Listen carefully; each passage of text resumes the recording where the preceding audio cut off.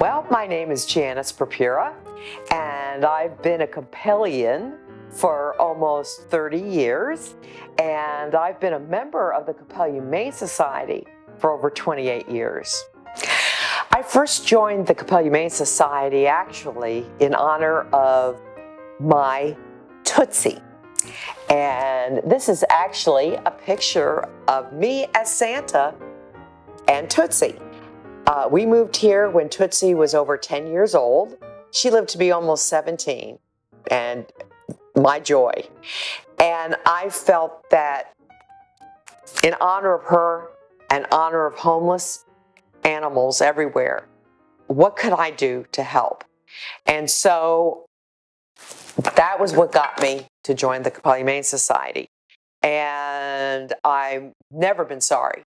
I have played different roles in the Humane Society, everything from being Santa, like I just showed, and working every single adopt-a pet, being kind of the barker to people as they've come by, to educate them, not to try to get them to adopt dogs or cats because it's got to be the perfect match. It's got to be. And we want it to be a successful adoption. And I'm very firm in what I say. It's an adoption, not buy. I always got to correct people about, you're not buying a dog or cat. You're adopting because that's what we want. It's for life. And I've actually had 2 other dogs since. I've had my Maggie, and so here's me as Santa, and here is me with our wonderful Roxy, who we lost a year ago. And we just adopted Abby, who about 8 months ago, and we actually got her from a shelter. And so we have been working with her ever since, and loving and a joy challenge, but you've got to be committed to that. And because they become a part of your family. And actually, here's I guess my most important member of my family, my husband. And I got to have that fun photo taken. So it was always a blast being Santa because little children would come up to me, and of course I do have a low voice, and I would have to go ho ho ho, and all this, and ask them what they want for Christmas. And boy, I really feel for Santa Clauses everywhere because the pressure. It's like, well, I'll see what your parents can do, or what Santa, or what I can do. So, but just a real pleasure.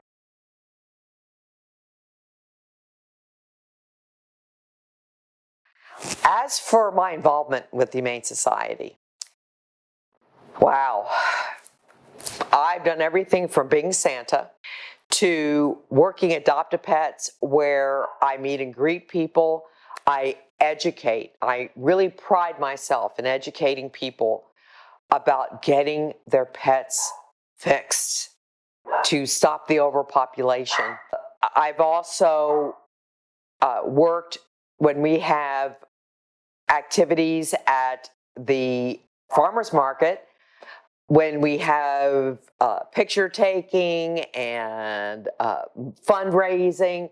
I'm very much into that, and I talk to people. Again, I'm very much into education, and I've done other things like I take care of some phone messages and forward them, and some administrative.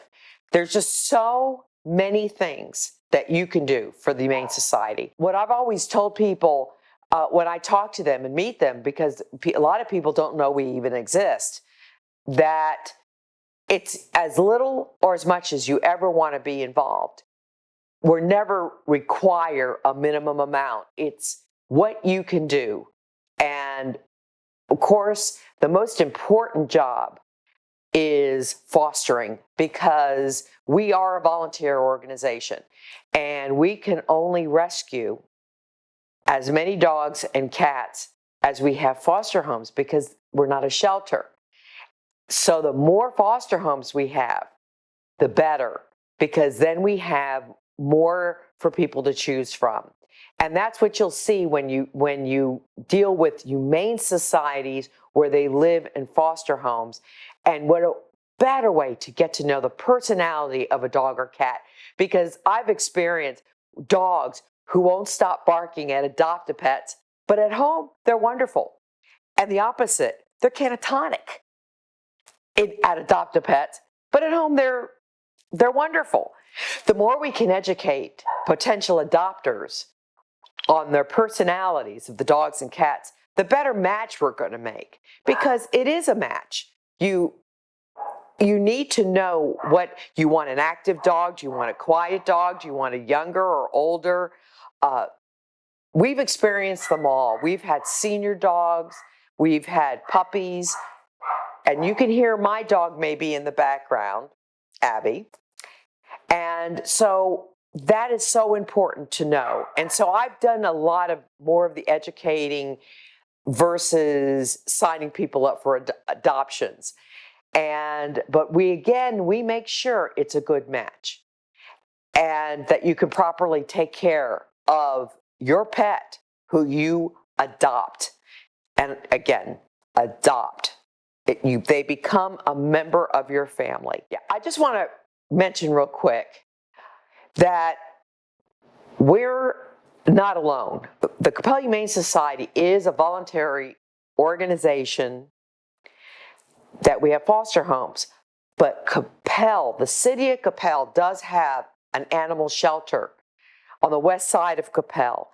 And they rescue dogs and cats, and they try to get their dogs and cats adopted also. So it's very important that people know that they also can go to the shelter. And also what's very important is if they lose their dog or cat, they're missing, they call the animal shelter, because we don't keep lost animals. We would tell them, if somebody finds a dog or a cat, turn them into the Coppell shelter, because they can check for if the dog or cat is chipped and so forth.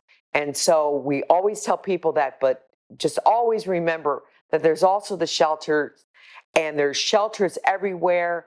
And one last thing, there is the best thing that was ever created, and it's called petfinder.com.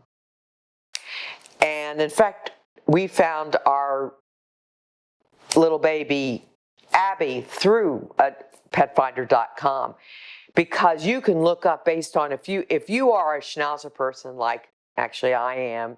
Abby's not a Schnauzer, but I've had a history of Schnauzers in my life. You can look up Schnauzer, or you can look up female, male, whatever, and go the distance you want. We want you to adopt through us, of course, because the more of our animals that get adopted, the more we can rescue. Pull out of shelters, rescue from other groups that might need help. There's an amazing network. But if we don't have what you are looking for as your family member, adopt, adopt, adopt, adopt. That's what we're saying. And petfinder.com is a wonderful tool to use. And there's other tools out there too. I just so happen to use petfinder.com.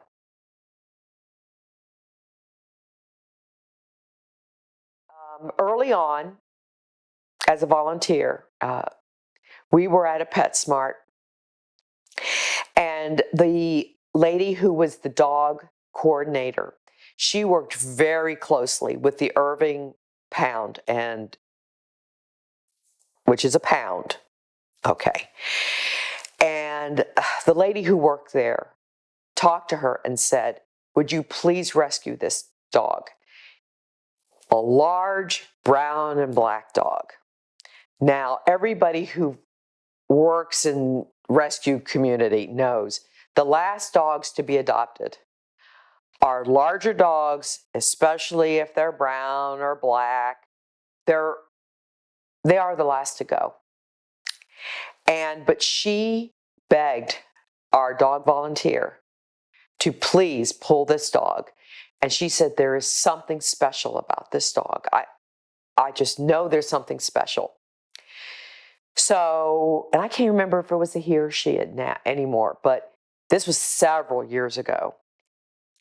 Well, it was her first time at Adopt a Pet. And a family came up. She was a real sweetheart, very quiet, just very easygoing. This family comes up and they have many children. Well, one of their children was special. And they were looking for a loving dog that wouldn't be intimidated by this special child. And they connected so quickly with this dog. It was amazing. And they decided to adopt her.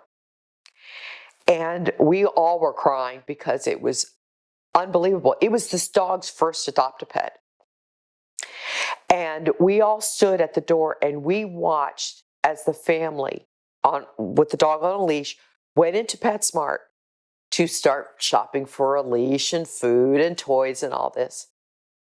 And this dog was walking next to the little boy. And she was actually leaning into this child to kind of keep him steady. It was an unbelievable miracle. It was truly the most memorable experience I've ever had to show what animals can do and how loving they truly are, and they're for us. And yes, I've never had a cat. I've always been a dog person, but cats are great. I have grandkitties, but all I know is of dogs. And that experience to show that what that dog meant to that family and to that little boy, it's a miracle. It's just a miracle. Another experience that I remember a lot was this black terrier mix, big dog, total black with yellow eyes. Almost a little scary looking. This dog came from an abusive family, and we know that for a fact. And in fact, we have found that a lot of times when animals are abused, spouses are abused, and it's not a happy situation, and there's all kinds of forms of abuse. And this dog obviously didn't trust men. Well, we had a special foster family who took her in. Now, again, foster, you can be a foster as long for one animal as long as you want or as little. We've had emergency fosters, which we are also looking for, like just over the weekend, just until we can find a permanent foster home. But this family took this dog on as a project, and we're talking 9 months. And she ended up at home learning to trust this man. They gave her such a gift that she came out of her shell little by little. But at Adopt-a-Pet, catatonic. She just kind of laid there, didn't do anything. And, a black dog, she wasn't the most beautiful dog. I'd say there's no such thing as an ugly dog. But yes, there are some dogs that are better looking than others. And some are so, quote, ugly, they're cute. Well, she definitely wasn't an attention getter. And so I used to use her as an educational tool. I used to introduce her to a lot of people that I knew weren't interested in her. But I would talk about rescue and how important and how far she's come and everything. And again, about getting your animals fixed and everything. Well, the foster family were moving. And so they decided that, I think in a couple months, if she hadn't been adopted, they were just going to go ahead and adopt her and take her with her. So we knew she was safe. Well, all of a sudden, this woman comes in to PetSmart, and she brings her daughter. Frilly little girl. I don't know. She wasn't that old. She was maybe about this tall, but frilly. You would think automatically this little girl wanted a puffy dog. She wanted a poodle. She wanted a Maltese. She wanted the cutest little dog she could find. Well, I started talking to the mother about the dog, just as an education. Well, then she started talking to her daughter. And they had had another rescue dog that was abused. So they had experience with an abused dog. Okay. This little girl came over and met this dog, became very friendly with her. And she said, Mommy, I want this dog. And I'm standing there in shock. I mean, here was a dog that was plain with yellow eyes, but she decided, no, Mommy, I think I want her. Well, they adopted her, and she got her a pink collar, a pink leash, the pinkest stuff she could get her. We watched. It was so much fun, and followed up afterwards.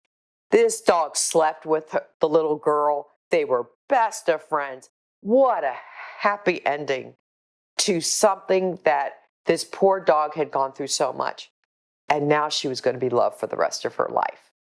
I have another story that has to do with people who lose their pets and whether they're ready to adopt again now or much later. I've actually had both experiences where I couldn't, after I lost my first fur baby, Tootsie, I felt I was betraying her, adopting another dog. It took quite a while, but I mean, our home was not a home. But actually, after we lost our second fur baby, we were prepared. We knew it was coming. And we actually adopted Roxy within 2 weeks. And she helped us get through the pain. So I understand it takes people different amounts of time. Well, we had an adopt-a-pet, again at PetSmart. We also do adopt-a-pets at Petco and all kinds of locations. It just so happens that these stories are from PetSmart. Well, it was a young man, and he had lost his dog, his best friend. And he was mourning. He was really mourning. But he was looking and, but he wasn't ready. Well, we had what you call a tripod. And most dogs, it's so funny that in humane societies, when they're missing a limb, we name them tripod. Well, this dog was tripod. Well, he came over and met Tripod, and he spent a lot of time with her, and they were really, really, really friendly and all this. But he started crying. He says, I'm not ready. And we said, we understand. You got to be ready, because we don't believe in pressure at all. No pressure tactics, because again, it's got to be the perfect match. You're adopting a family member. Well, he started to walk away, and he kept turning around. This dog kept looking at him and barking. And it was like, she was like saying to him, come back, I love you already. And he ended up turning around and adopting her just like that. That was actually a funny adoption. He wasn't ready, but then he became ready. And then it turned out they saved each other.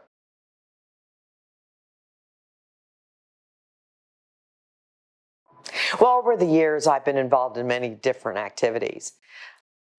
Of course, my number one is animals. And my number two, music. And I sing. My father was a professional musician. And as you could tell by my low voice, there's no denying it, I sing in Sweet Adeline's barbershop as a bass. And I've been in many quartets, competing on international stage. We've cut a couple of CDs. And I'm very involved in my chorus, named the Rich Tone Chorus. And there are several members who actually live in Coppell. And we've been international champs several times. And then I've been into photography. And recently I've started fused glass, which is a complete different kind of glass art form. And I decided if I'm going to do this, I want to blend it with my number one love, which is animals. And so what I say is, you're not purchasing a piece of my glass. You're adopting a piece of my glass, because I donate proceeds from every sale to animal rescue groups. Not just Coppell Humane Society. I go all the way across to farm animals, to wild animals, to legislature, to SNAP, to feeding animals, and so forth. And it gives me such pleasure that I say I'm helping animals through art glass adoption. Because I use the word adoption a lot for many things, because that's what it is. And so I'm able to donate so much money.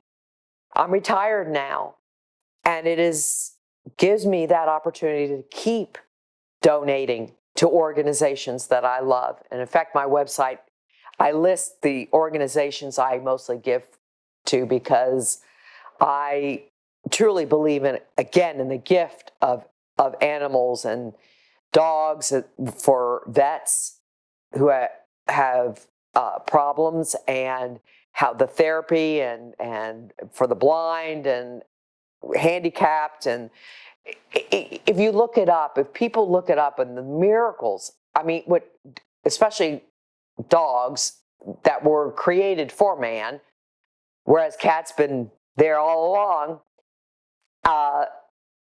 what they do for us. So it just, again, it helps me blend, and with my music, I'm able to promote the adoptions and so forth. So again, over the years, I've had many different interests, and I try to keep them still close to me.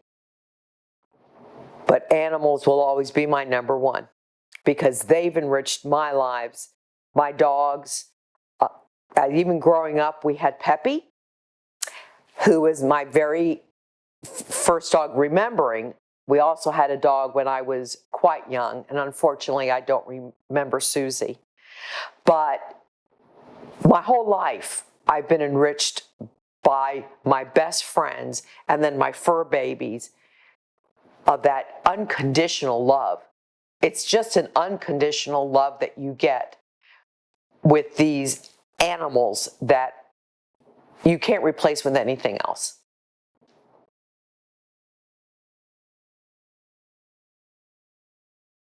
Joining the Coppell Humane Society, I would think, it's one of the best decisions I've ever made in my life, because I've not only have helped homeless animals, but I've enriched my life so much.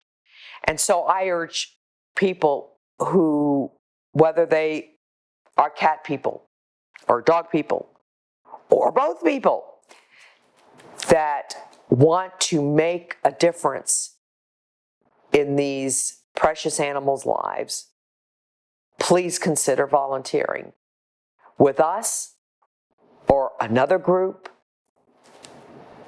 It doesn't matter. It's you're helping to save lives that need to be saved. And we don't ask our volunteers for so many hours a week, or they have to do so many different things. You can start off so simple by just doing phone messages, to being someone on Facebook. If you're real involved in Facebook, yes, do Facebook. To being a Work or Adopt a Pet or a fundraiser event, because we have to raise funds.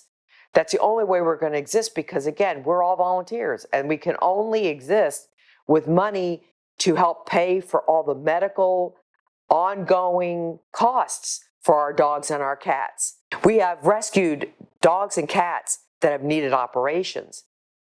And as we all know, that is not cheap.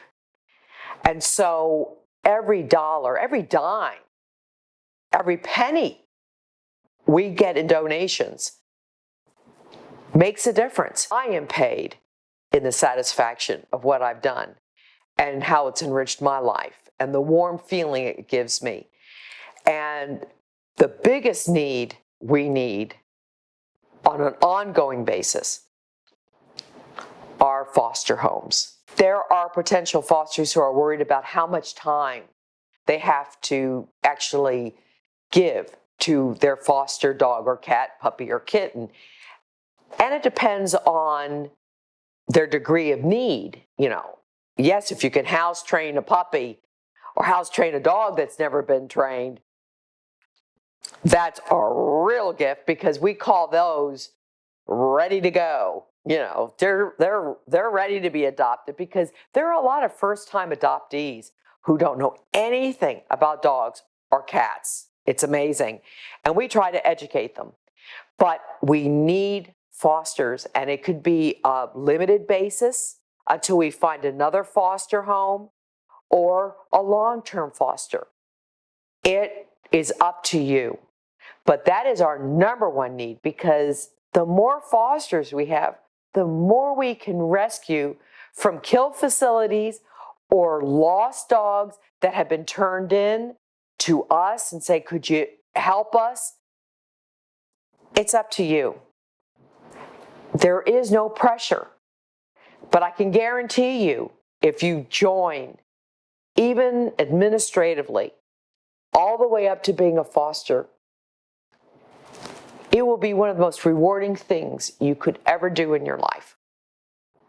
Over the years, I've been extra busy with work, or I've had challenges with health and with family members. Things change. Things change in our lives. And sometimes we have to back off. And I've had to back off over the years. And I'm hoping that I can get more and more involved again as time goes on.